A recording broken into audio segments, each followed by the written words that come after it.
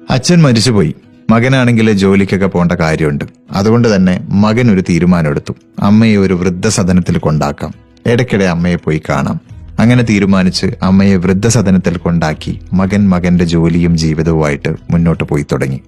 അങ്ങനെ ഇരിക്കെ ഒരു ദിവസം വൃദ്ധസദനത്തിൽ നിന്നും ഈ മകനൊരു കോള് വന്നു.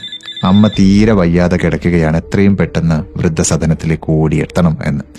അങ്ങനെ ഈ മകൻ വൃദ്ധസദനത്തിൽ ഓടിയെത്തുമ്പോൾ കാണുന്ന കാഴ്ച, അമ്മ തന്റെ ഡെത്ത് ബെഡിലാണ്, അവസാന നിമിഷങ്ങളിലാണ്. അമ്മയോട് മകൻ ചോദിച്ചു, അമ്മേ, എന്താണ് അമ്മയ്ക്ക് വേണ്ടി ഞാൻ ചെയ്തു തരേണ്ടത്? എനിക്ക് എന്താണ് ചെയ്യാൻ പറ്റുക? അപ്പൊ അമ്മ പറഞ്ഞു, മോനെ, ഈ വൃദ്ധസദനത്തിലെ ഫാനുകൾ ഒന്നും തന്നെ വർക്ക് ചെയ്യുന്നില്ല.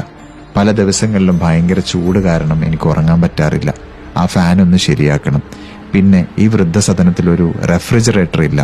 അതുകൊണ്ട് തന്നെ പല രാത്രികളിലും ഭക്ഷണമില്ലാതെ എനിക്ക് ഉറങ്ങേണ്ടി വന്നിട്ടുണ്ട്. അപ്പൊ മകൻ അത്ഭുതത്തോടെ ചോദിച്ചു, അല്ല അമ്മേ, അമ്മ ഇവിടെ എത്ര നാളായിട്ട് താമസിക്കുന്നു? ഇത്രയും നാൾ ഈ പ്രശ്നങ്ങളൊന്നും അമ്മ എന്നോട് പറഞ്ഞില്ലല്ലോ. അമ്മ ഈ ലോകത്തുനിന്ന് വിട പറയാൻ പോകുമ്പോഴാണല്ലോ ഇതെന്നോട് പറയുന്നതെന്ന്. അപ്പൊ അമ്മ പറഞ്ഞു, എനിക്ക് ഈ വേദനയും ചൂടും വിശപ്പും ഒന്നും ഒരു പ്രശ്നമല്ല, എനിക്ക് അതൊക്കെ മാനേജ് ചെയ്യാൻ പറ്റും. പക്ഷെ നാളെ നിന്റെ മക്കൾ നിന്നെ ഇവിടെ കൊണ്ടുവിടുമ്പോ നിനക്കതൊന്നും സഹിക്കാൻ പറ്റിയെന്ന് വരില്ല. മക്കൾക്ക് വേണ്ടി തുടിക്കുന്ന ഓരോ മാതൃഹൃദയത്തിനുമായി ഇത് സമർപ്പിക്കുന്നു.